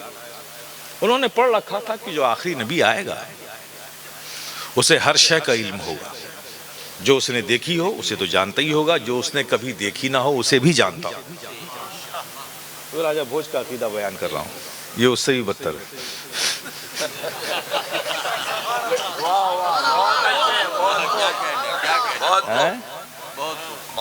جس کو نہ بھی دیکھا ہوگا اسے بھی جانتے ہوں. تو اس نے اپنے ایک خاص وزیر کو، جو بڑا نوجوان تھا اور راجنیتی کا بڑا چاڑک تھا، میں آج کے چاڑک کی بات نہیں کر رہا ہوں، راجہ بھوج کے زمانے میں راجہ بھوج کا وہ نوجوان منتری بڑا ہوشیار، زیرک، ذہین تھا. اس نے بلایا کہ رتن داس ادھر آؤ. کہا جی مہاراج. کہا میں نے سنا ہے اور ویدوں میں پڑھا تھا کہ ایک آخری نبی آئے گا اور وہ مکہ میں آئے گا، اور میں نے سنا ہے کہ کسی نے مکہ میں اعلان نبوت کیا ہے، تو میں چاہتا ہوں کہ تم جاؤ ذرا تصدیق کرو کہ اعلان کرنے والا کیسا ہے، واقعی نبی ہے کہ نہیں ہے. تو رابعہ رتن داس نے کہا کہ مہاراج میں راجنیتی کا کھیل تو کھیلتا ہوں، یہ نبوت کو جانچنے کا میرے پاس کوئی پیمانہ نہیں ہے، یہ ایسا نیا کام آپ مجھے دے رہے ہیں. کہا دیکھو جو نبی ہوں گے انہیں ہر شے کا علم ہوگا، تو تم ایسی چیزیں یہاں سے لے کے تحفے میں جاؤ جس کو کسی عرب نے کبھی دیکھا ہی نہ ہو. رتن داس لے کر پہنچے، تلاش کرتے رہے. اب اس زمانے میں نبی ہجرت کر کے مدینہ شریف تشریف لے آئے تھے، مکے سے ہجرت کر گئے تھے. مدینے میں پوچھتے پوچھتے لوگوں نے بتایا فلاں جگہ چلے جاؤ، فلاں نخلستان میں نبی اپنے صحابہ کے ساتھ موجود ہے، ابھی ہم نے دیکھا ہے. وہ وہاں پہنچا تو وہ غور کر رہا تھا، چونکہ تو دیکھنے آیا تھا کہ نبی ہیں کہ نہیں ہیں، تو ڈائریکٹ نہیں کیا، وہ آڑ لے کر چھپا ہوا تھا اور بار بار سننے کی کوشش کر رہا تھا کہ کیا باتیں ہو رہی ہیں، کیسے ہیں، کون ہے. تو اس نے دیکھا جو مجمع لگا ہوا تھا، چاروں طرف پروانوں کی مانند صحابہ بیٹھے ہوئے ہیں. اس شمع کو اس نے پہچان لیا کہ یہ اسی کا نور ہے جو سب جگہ چمک رہا ہے. تو وہ ایک ٹک نبی کو دیکھنے لگا، بار بار جھانک کے نبی دیکھے پھر آڑ میں ہو جائے، نبی کو دیکھے پھر آڑ میں ہو جائے. پھر اس کے بعد نبی نے تبسم فرمایا، جو گفتگو فرما رہے تھے وہیں روکا، اور روک کر یوں سر اٹھایا، چشمان رحمت اٹھائی، اور دور کھڑے جو آڑ میں رتن داس تھے ان سے کہا بھائی آپ آ جاؤ، آپ کیوں وہاں کھڑے ہو. اب رتن داس حاضر ہوئے، اب تو کوئی چارہ نہیں تھا، حاضر ہوئے. جب قریب آئے تو سب نے پلٹ کر دیکھا، اب ان کا لباس تو سب دوسرا تھا. صحابہ حیرت میں ہے کہ کون ہے، کہاں سے آئے بھائی. تو آقا مسکراتے ہیں، مسکرا کر آقا نے پوچھا، کیا پوچھا معلوم ہے؟ ہند سے آئے ہو؟ خدا کی قسم یہ تبسم جو سرکار نے فرمایا، ہند سے آئے ہو، مسکرا کر فرمایا، یہ کیا وجہ ہے کہ سارے اولیاء کرام یہ عرب سے ادھر ہی کیوں آئے، یورپ کیوں نہیں گئے؟ کیا یورپ کو ہدایت کی ضرورت نہیں تھی؟ تبلیغ کی ضرورت تو وہاں بھی تھی. یہ سب کے سب داتا گنج بخش لاہوری، خواجہ خواجگاں اجمیری، حضرت محبوب الہی، مخدوم سمنا، حضرت رزق اللہ شاہ، جتنے بھی ہیں سب ادھر. یہ یورپ کیوں نہیں گئے؟ انہیں بھی تو ہدایت کی ضرورت تھی. یہ سب وہ لوگ تھے جو نبی کے اس تبسم کو ڈھونڈنے آئے تھے کہ اس کی وجہ کیا ہے نبی. اور آج میرے پیارے شاید اس وقت صحابہ ہند کہہ کر نبی نے جو مسکرا کر ہند کیا اس تبسم کو نہ سمجھ سکے ہوں، لیکن آج بھارت کا 22 کروڑ مسلمان آقا کے تبسم کی خیرات لیے ہوا چمک رہا ہے. نبی اس وقت دیکھ رہے تھے کہ یہ اس زمین سے آیا ہے جہاں میرے غلاموں کی تعداد 22 کروڑ ہونے والی ہے. میرے پیارے یہ ہے میرا بھارت مہان، میرے خواجہ کا بھارت ہے مہان. اور میرا بھارت انڈیوائیڈڈ بھارت ہے. لکیریں کھینچ کر کچھ ملک الگ ہو گئے، ٹھیک ہے، انہیں ان کا ملک مبارک ہو، لیکن جو ہے بھارت وہ ہمارا بھی ہے، ہمارا ہے. ہمیں اس پر ناز ہے کہ ہمیں یہاں اکیلا نہیں چھوڑا گیا. ہمیں دستگیری کرنے کے لیے خواجہ خواجگاہ موجود ہیں، حضرت رزق اللہ شاہ موجود ہیں. جس زمین پر جس شہر میں چلے جاؤ کوئی نہ کوئی اللہ کا نیک ولی بندہ ہماری دستگیری کے لیے موجود ہے. جب اتنے سرپرست موجود ہیں تو تمہیں غم کس بات کا ہے؟ غم میں پڑتے کیوں ہو؟ ہر اجنبی کو سمجھ لیتے ہو پہنچا ہوا ہے. ارے کہاں پہنچا ہوا ہے؟ یہ کہاں پہنچا ہوا ہے؟ کہاں پہنچا رہے ہو تم؟ چلم میں بھر کے گانجا پینے والے کو پہنچا ہوا بتا رہے ہو؟ کیا تماشا بنا رکھا تم نے دین کا؟ لمبی جٹائیں رکھ لی، کنڈل کمنڈل پہن لیا، پہنچا ہوا ہے. اور یہ اولیاء کرام کا آستانہ کیا تمہارے لیے کافی نہیں ہے؟ واہ واہ، بہت اچھے، بہت اچھے. جو مرجع خلائق بنا ہوا ہے تم ان کے پیچھے بھاگتے ہو تو بھاگو. اگر بھاگنا ہی تمہارا مقدر ہے تو بھاگتے رہو. میں نہ بھاگو اس کے لیے تو یہ انتظام کیا گیا تھا کہ ہر جگہ اللہ کے دوست بندے آرام کر رہے ہیں. لیکن اگر تمہیں ان انتظام سے سیٹسفیکشن نہیں ہے تو تمہارا مقدر ہے، بھاگتے رہو.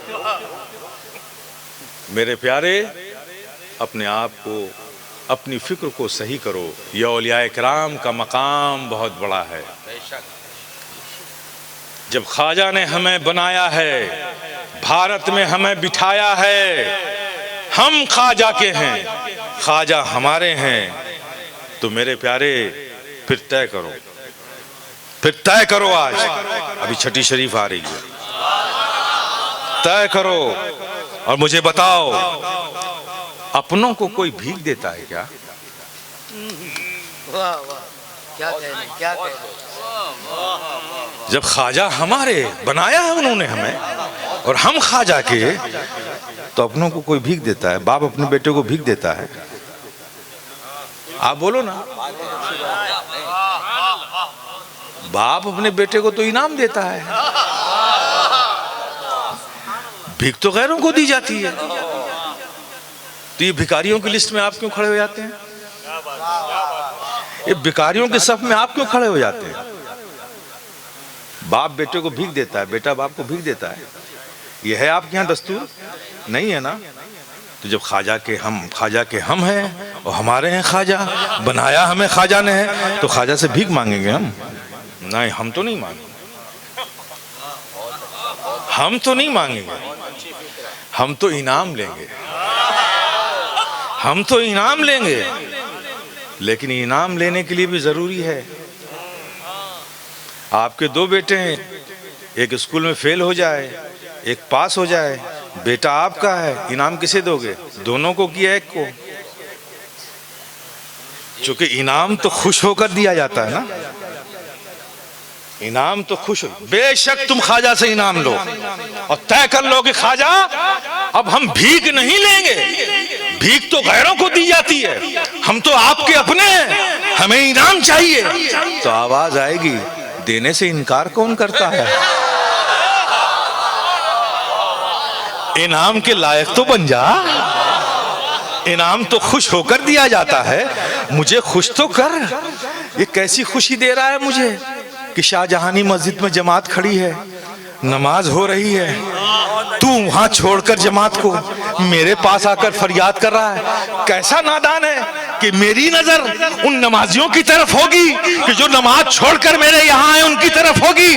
ارے اتنا تو سمجھ، جس نماز کی لذتوں سے میں نے اپنی زندگی کا حسن سجایا، جس قرآن کی تلاوتوں سے میں نے روح کی پاکیزگی پیدا کی، جس سے میں نے محبت کی جو زندگی بھر میرا شعار بنا رہا، جس سے میں نے کمال محبت کی، دین سے کی، دین کے احکام سے کی، فرائض سے کی، واجبات سے کی، نماز سے کی، تلاوت قرآن سے کی، درود کے ورد سے کی. یہی میری زندگی کا شکل رہا، یہی میری خوشی رہی. تو اسے چھوڑ کر مجھے خوش کرنا چاہتا ہے؟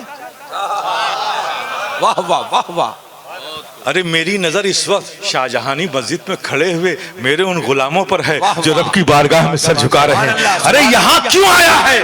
پہلے وہاں جا کر رب کی بارگاہ میں سجدہ کر، نماز پڑھ، پھر آ میرے پاس، پھر دیکھ میں تجھے انعام دیتا ہوں کہ نہیں. سبحان اللہ سبحان اللہ. حق. نعرے تکبیر، نعرے رسالت، نعرے حیدری، فیضان سرکار غریب نواز، حضور قائد ملت، مسلک اعلی حضرت. اور رہی بات ملنے کی، ملتا تو سب کو ہے، بھیگ ملتی ہے. اور یاد رکھو بھیگ جو ملتی ہے نا اس پہ گزر بسر ہوتا ہے، کمال نہیں پیدا ہوتا. اور جب انعام کوئی دیتا ہے تو انعام دینے والا لینے والے کی حیثیت نہیں دیتا. انعام دینے والا لینے والے کی حیثیت کو نہیں دیکھتا، دینے والا اپنے مقام سے دیتا ہے. تو میرے پیارے خواجہ کی چوکھٹ پہ جاؤ گے نا بھی، بھیگ نہیں، انعام لینے والے بنو. انعام مل گیا خواجہ کی بارگاہ سے تو وہ انعام تمہارے لیے نہیں، تمہاری نسلوں کے لیے کافی ہو جائے گا. انعام لینے والے بنو. انعام لینے کے لیے پھر وہ کام تمہیں کرنا پڑے گا جس سے خواجہ خوش ہوتے ہیں. آج تو اپنے حساب سے کام کرتے ہو، جو تمہاری طبیعت چاہتی ہے. پھول لے لیا، چادر لے لیا، چلے گئے، شیرنی رکھ لیا. یہ تمہاری پسند ہے، یہ خواجہ کی پسند تھوڑی ہے. وہ زندگی بھر چادر بٹورتے رہے گا. تو تم اپنی پسند کی چیز بھی لے کر جاتے ہو محبت میں تو سرکار قبول کر لیتے ہیں. اور جب ایک ہم جیسے انسانوں کے ظرف کو یہ گوارا نہیں کہ کوئی کچھ لے کر آئے اور اس کے برتن کو ہم خالی لوٹا دیں، ہم کچھ نہ کچھ ڈال دیتے ہیں، ہے نا. تو جب ہم اپنی پسند کی چیزیں لے کر خواجہ کی چوکھٹ پر جاتے ہیں، خواجہ تو مہان ہے، تو ظاہر ہے کہ وہ ہمیں کچھ دے دیتے ہیں، ہم لے کر چلے جاتے ہیں، اسی میں مگن ہوتے ہیں. لیکن میرے پیارے، ایک بار اب تک جاتے رہے اپنی پسند کی چیزیں لے کر، ایک بار وہ چیز بھی لے کر جاؤ جو خواجہ کو پسند ہے. جانا ہے بارگاہ میں، چلو پہلے تحیۃ الوضو مسجد پڑھ لیتے ہیں، صلاۃ المسجد پڑھ لیتے ہیں، 2 رکعت نماز نفل مسجد. نماز کا وقت ہے تو چلو پہلے نماز پڑھ لیتے ہیں، پھر تھوڑا تلاوت کر لیتے ہیں، پھر تھوڑا درود پڑھ لیتے ہیں. اب اس کو سجاؤ، لے کر چلو. ارے میاں، یہ فقیر شفیع گدائے جیلانی کا وجدان بولتا ہے. خواجہ کی پسند کی چیز لے کر بڑھو گے نا، دور سے آتے ہوئے نظر آؤ گے نا، تو خواجہ کا دستے کرم تمہیں پکڑ کر اپنی طرف کھینچ لے گا اور سینے سے لگا لے گا. ارے روز آتا تھا اپنی پسند کی چیز لے کر، آج تو میری پسند کی چیز لے کر آیا. آ جا میری آغوش کرم میں آ جا. تو میرے پیارے، ان بزرگوں کی بارگاہوں سے سب کچھ ملتا ہے. لینے والا چاہیے، انداز لینے کا چاہیے. اسلام یہ کوئی چھو چھا ہو ہا نہیں ہے. آپ سمجھ گئے نا، یہ آنکھیں لال پیلی یہ سب نہیں ہے، بڑی پریکٹیکل چیز ہے. آپ سمجھ گئے نا. آپ خود بھی گمراہ ہوتے ہیں اور اسلام کو دوسروں کے سامنے بھی بدنام کرتے ہیں. اغیار کو کہنے کا موقع ملتا ہے. ایمان کو مضبوط رکھو، اللہ کی ذات کو، یقین کو اپنے مضبوط رکھو. اور اولیاء اکرام یہاں موجود ہیں، اپنے لیے ان کو اپنا مسیحا سمجھو، داد رس سمجھو، دستگیر سمجھو. جاؤ ان کی بارگاہوں میں، کچھ وقت عبادتوں میں گزارو، کچھ وقت تلاوتوں میں گزارو، کچھ وقت اوراد میں گزارو. پھر جاؤ ان کی بارگاہ میں. ان سے بڑا دیالو و دیاوان کوئی نہیں ہے. تم جاؤ گے ان کی بارگاہوں میں رو کر، انہوں نے تمہاری حالت پہ رحم کھا لیا اور تمہاری عادتوں کو، تمہارے اعمال کو قبول کر لیا. تو یہ کسی کی چیز کو یہ یوں ہی نظر انداز نہیں کرتے. یہ بڑے غیرت مند لوگ ہیں. یہ فوراً تمہارے لیے اپنی تربت میں رب کی بارگاہ میں ہاتھ اٹھا دیں گے اور اللہ اپنے محبوب بندوں کی دعاؤں کو ٹھکراتا نہیں ہے، قبول کر لیتا ہے۔ تو میرے پیارے، ایمان مضبوط کرو، عقیدہ مضبوط کرو اور عمل کے دھنی بنو۔ بے شک آج عمل کے غریب ہو تم، عقیدہ کسی حد تک مضبوط ہے تمہارا، چونکہ نعرے بہت لگوائے جاتے ہیں تم سے۔ نعروں سے ایک فائدہ تو ہے، ہاں یا رسول اللہ، ہاں اب یہ ہے کہ نعروں کا انداز بدل گیا۔ پہلے جب ہم اسلاف کی تاریخ پڑھتے ہیں، بدر کا موقع ہو، جنگ فندق کا موقع ہو، خندق کا موقع ہو، یا احد کا موقع ہو، یا اور بھی جتنی بھی جنگیں صلاح الدین ایوبی کے زمانے میں لڑی گئیں، اور بھی صحابہ حضرت عمر فاروق کے زمانے میں، سیدنا صدیق اکبر کے زمانے میں، تو اس میں جب مسلمان کسی جنگ میں ہوتا تھا اور کوئی بھی فتح و نصرت ملتی تھی اسے، تو اللہ اکبر اللہ اکبر اللہ اکبر بالکل بے ساختہ نکلتا تھا۔ یہ عادت تھی ان کی۔ اب ہمارے لیے ضروری ہے کہ کوئی کہے پہلے نعرے تکبیر، تب ہمیں یاد آتا ہے کہ ہمیں اللہ اکبر کہنا ہے۔ یہ فرق آ گیا ہے نا، یہ فرق آ گیا۔ جب مسلمہ کذاب سے جنگ ہوئی، اس جنگ کے میدان میں پہلی فیس میں مسلمانوں کو شکست ہوئی، مسلمان پیچھے ہٹنے لگے، پھر ان سارے مسلمانوں نے اسی جنگ کے میدان میں دل کی گہرائیوں سے بڑے کرب کے ساتھ یا محمدہ یا محمدہ یا محمدہ کے نعرے بلند کیے۔ ان کے نعروں کو ہوا اپنے دوش پر لے گئی، سرکار رحمت کی بارگاہ میں پیش کیا کہ آپ کی امت آپ کو بلا رہی ہے۔ پھر وہ جوش ان کے بازوؤں میں آیا کہ مسیلمہ کذاب جو فتح کے قریب پہنچ چکا تھا، شکست خوردہ ہو کر اپنی جان بھی گوا گیا۔ تو کہنے کی ضرورت نہیں پڑتی تھی نعرے رسالت، ہمیں پھر یاد آتا یا رسول اللہ، نعرے تکبیر اب یاد آتا ہے اللہ اکبر۔ پہلے عادت تھی، اب یاد دلانے والا کو یاد دلاتا ہے تو ہم کہتے ہیں اللہ اکبر۔ لیکن بہرحال یہ تسبیح تو ہے ہی ہے، اس کی برکتیں تو ہے ہی ہیں۔ یہ ہمارے علماء نے، خطبہ نے، مشائخ نے یہ عادتیں بڑی اچھی آپ کی ڈال رکھی ہیں کہ کم سے کم آپ نعرے لگاتے ہو، یہ بھی ایک ذکر خیر ہے، یہ بھی ایک تسبیح ہے۔ لیکن میرے پیارے، صرف نعرے مت لگاؤ، صرف نعرے ہی کو اپنی مقصد زندگی مت بناؤ۔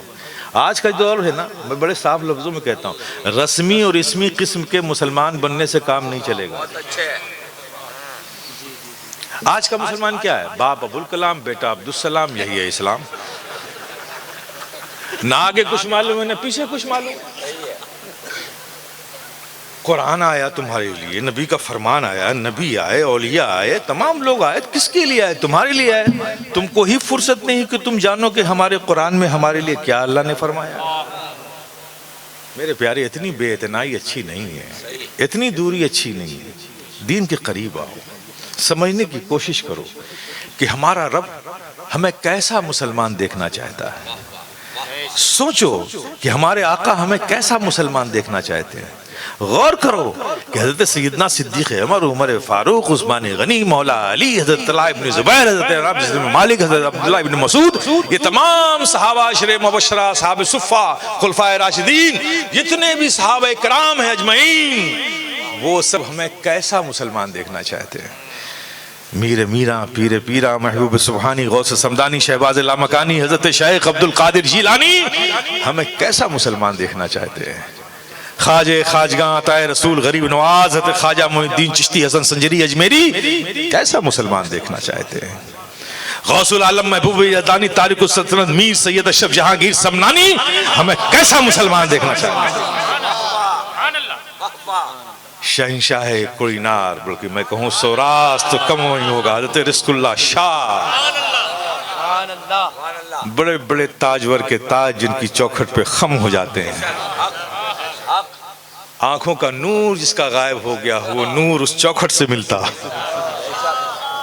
اب بتائیے، ذرا سوچنا کہ وہ ہمیں کیسا مسلمان دیکھنا چاہتے ہیں۔ تو میرے پیارے، جب اس سوال کا جواب ڈھونڈو گے تو تمہیں پتہ چلے گا اب کیسے ہو اور وہ کیسا دیکھنا چاہتے ہیں۔ تو جیسا وہ دیکھنا چاہتے ہیں ویسا بننے کی میرے پیارے کوشش کرو۔ آپس میں محبتوں کا ماحول رکھو، اچھے عمل کی کوشش کرو، فرائض و واجبات میں کوئی کوتاہی نہیں، اس لیے کہ کوئی اس میں آپشن ہے ہی نہیں ہے۔ فرض کی ادا کوئی آپشن نہیں ہے نا۔ اگر نہیں پڑھ سکے وقت پہ، چھٹی نہیں ہے، قضا کرو، پڑھنا ہے، سمجھ گئے نا؟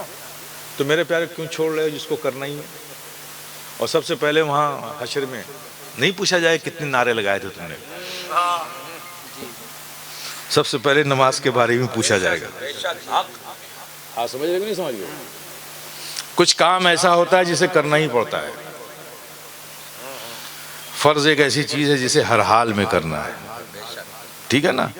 اگر کھڑے ہو کر کے رکوع کر کے قعدہ میں بیٹھ کر سجدے میں جا کر جانے میں تکلیف تو لیٹ کر اشارے سے پڑھو. فرصت نہیں ہے، یہ کام کرنا ہی کرنا ہے. اور میں تو کہتا ہوں کہ ضرور کرو، رب کا حکم ہے، اس سے بڑی کوئی بات نہیں ہو سکتی. لیکن تم نہیں کر رہے ہو تو اپنا نقصان کر رہے ہو. میں دوسرے زاویے سے بات کر رہا ہوں، دوسرے زاویے سے بات کر رہا ہوں. تم نے نماز کو سمجھا ہی نہیں کہ کتنی عظیم نعمت رب نے ہمیں عطا کی ہے، اسے فرض کیا. ارے بھائی ہماری نماز کی کیا ضرورت تھی رب کو؟ فرشتوں کی پوری جماعت آج تک جو سجدے میں ہے سجدے میں، جو رکوع میں ہے رکوع میں، جو قیام میں ہے قیام میں، جو قعدہ میں ہے قعدہ میں، معصومین ہے وہ اس کی عبادت کر رہے ہیں. ہم جیسے گنہگاروں کی عبادت کی کیا ضرورت؟ بہت اچھے. میرے پیارے وہ بے نیاز مالک ہے، اسے ہمارے سجدوں کی ضرورت نہیں ہے. لیکن اس نے جو فرض کیا نا، اس میں صرف ہمارا ہی فائدہ ہے، صرف فائدہ ہی فائدہ ہے، فائدہ ہی فائدہ ہے. یہ تحفہ ہے، تحفہ رب کی جانب سے امت محمدیہ کو صلی اللہ علیہ وسلم. اور اس کا فائدہ کیا میرے پیارے؟ جس نعمت سے تم اپنے آپ کو محروم رکھے ہوئے ہو وہ میں بتا دوں. آپ سننا چاہیں گے؟ لیکن شرط یہ ہے کہ عمل بھی کرنا میرے پیارے. فائدہ یہ ہے کہ نبی پاک صلی اللہ تعالی وسلم ارشاد فرماتے ہیں کہ جب ایک بندہ نماز کے لیے مسجد آتا ہے، صف میں کھڑا ہوتا ہے، ابھی اس نے اللہ اکبر کہا نہیں، کہنا ہی چاہتا ہے، بس کہنے ہی والا ہے. اللہ ایک فرشتے کو حکم دیتا ہے، فرشتے جاؤ، یہ میرا بندہ میری بارگاہ میں حاضر ہو رہا ہے میری عبادت کے لیے، اس کے اختیار میں جو کچھ تھا اس نے اس کا اہتمام کر لیا. میری حاضری، میری بارگاہ میں حاضری کا جو اہتمام تھا جو اس کے اختیار میں تھے کر لیا. کپڑے پاک رکھے، جسم پاک رکھا، اور وضو کر کے اپنے آپ کو نماز کے لائق بھی بنا لیا. یہ اس کے اختیار کی چیز تھی. تو ظاہری اعتبار سے جو کچھ یہ کر سکتا تھا اس نے کر لیا. لیکن مجھ پاک کی بارگاہ میں حاضر ہو رہا ہے تو یہ باطن کو نجاستوں سے پاک کرنے کا تو اس کو کوئی اختیار ہی نہیں، کوئی قدرت ہی نہیں ہے. تو میں چاہتا ہوں کہ میرا بندہ ظاہر و باطن دونوں لحاظ سے پاک ہو کر میری بارگاہ میں حاضر ہو. تو فرشتے کو رب حکم دیتا، جاؤ اس کے اندر باطن میں جو گناہوں کی نجاستیں ہیں سب اس کے اندر سے نکال کر الگ کر دو. ظاہر کو تو خود اس نے پاک کر رکھا تھا، اور باطن کو جا کر تم پاک کر دو تاکہ مجھ پاک کی بارگاہ میں مکمل پاک ہو کر یہ حاضر ہو جائے. فرشتہ رب کے حکم سے آتا ہے. ابھی اس بندے نے اللہ اکبر کہا نہیں تھا کہ فوراً ہی اس کی ساری غلاظتوں کو، نجاستوں کو، اس کے اندر سے گناہ کی نجاستوں کو نکال لیتا ہے اور ایک گٹھری باندھ کے رکھ دیتا ہے. وہ بندہ نماز سے فارغ ہوا، نماز سے فارغ ہوا تو فرشتہ رب کی حضور کہتا ہے کہ مولا تیرے حکم سے میں نے اس کے گناہ کی نجاستوں کو اس سے الگ کیا تھا، اب یہ نماز پڑھ چکا، اب اس کے گناہوں کا کیا کروں؟ یہ جو گناہ اس سے نکالے تھے اس کا کیا کروں؟ تو رحمت الہیہ مسکرا اٹھتی ہے اور کہتی ہے، ارے فرشتوں جب الگ کر لیا ہے تو الگ ہی رہنے دو. الگ کر لیا ہے الگ ہی رہنے دو. بولو میرے پیارے، اس کی ضرورت ہے کہ نہیں تمہیں؟ کتنی ضرورت ہے، کیسی مس کر رہے ہو تم یار، کتنی بڑی نعمت ہے. فجر میں پڑھ لیا، گئے گناہ، بیلنس میں کوئی گناہ نہیں. اب فجر اور ظہر کے بیچ میں کچھ خطا ہو گئی، ظاہر ہے کہ انسان تو خطا اور اس کا بھول کا مرکب ہے، نسیان تو ہو ہی جاتا ہے. ہو گئی، ظہر پڑھی، پھر بیلنس میں کچھ نہیں. ظہر عصر کے درمیان کچھ غلطی ہو گئی، کچھ جرم ہو گیا، مغرب پڑھ لی، پھر ختم سب. پھر مغرب اور عشاء کے درمیان کچھ خطا ہو گئی، مغرب پڑھ لیا، ختم. اب عشاء پڑھ لو، مغرب اور عشاء کے درمیان کچھ خطا ہو گیا، عشاء پڑھ لو، پھر بیلنس میں کچھ بچا گیا، نہیں نا، اب سو رہے ہو نا. اب سوچو ذرا، اگر نیند کی حالت میں تمہاری روح قبض ہو گئی تو بہت اچھے. سبحان اللہ. سارے گناہ تو سب ختم ہو گئے، مائنس میں ہو. اب جو کچھ بھی ہے نیکی نیکی ہے. اور اللہ کا وعدہ ہے اپنے محبوب سے کہ رائی کے دانے کے برابر بھی اگر نیکی ہوگی، محبوب جاؤ اسے نکال کر جنت میں پہنچا دو. سبحان اللہ. سبحان کتنی امپورٹنٹ چیز میرے پیارے تم مس کر رہے ہو. بہت بہتر. کر لو اس سے محبت، ایک بار کر کے دیکھو یار. یہ جتنا بابا بابی کے پیچھے بھاگتے ہو یار. صحیح ہے. میں بتا رہا ہوں آپ سے، بہت اچھے حضرت. خدا کے گھر میں آ جاؤ یار. واہ واہ. پھر دیکھو، میں کہتا ہوں، ہر نوجوان سے کہتا ہوں، ہر بزرگ سے کہتا ہوں، یہ ایک ایسی چیز ہے کہ اس سے محبت کر لو یار. نماز سے محبت کر لو. 30 دن، وہ 40 دن کا چلہ کرواتے ہیں نا، میں 30 دن کہتا ہوں آپ سے، صرف 30 دن اس سے محبت کر لو. اب بالکل مکمل ارادہ کہ کچھ بھی ہو جائے نماز نہیں چھوڑیں گے. ٹرین چھوٹتی ہے چھوٹ جائے، بس چھوٹتی ہے چھوٹ جائے، ارے میاں نوکری چھوٹتی ہے چھوٹ جائے یار. ہمارا رب رزاق، رب ہے رزاق ہمارا. دنیا تھوڑی رزق دیتی ہے، ہمارا رب ہمیں رزق دیتا ہے. ہم مومن ہیں جن کو پتہ نہیں کہ رزق کون دیتا، وہ بھٹکیں دنیا میں. ہمیں پتہ ہے کہ ہمارا رب دیتا ہے. سبحان اللہ. کچھ چھوٹ جائے نماز نہیں چھوڑیں گے. 1 مہینہ ایسی زندگی گزار کے دیکھو، دیکھ لینا پھر نماز تمہیں نہیں چھوڑے گی.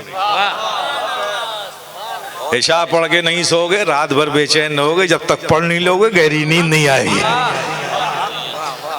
میرے پیارے، آج بھی جنگ کے میدان گواہی دیں گے، اس سے بڑھ کر نہیں تلوار، نمازی بن جا. کس میں ہمت ہے جو دیکھے تیری مسجد کی طرف، کس میں ہمت ہے جو دیکھے تیری مسجد کی طرف. شرط اتنی ہے میرے یار نمازی بن جا. شرط اتنی ہے میرے یار نمازی بن جا. ما توفیقی الا باللہ. استغفر اللہ وآخر دعوانا الحمدللہ رب العالمین.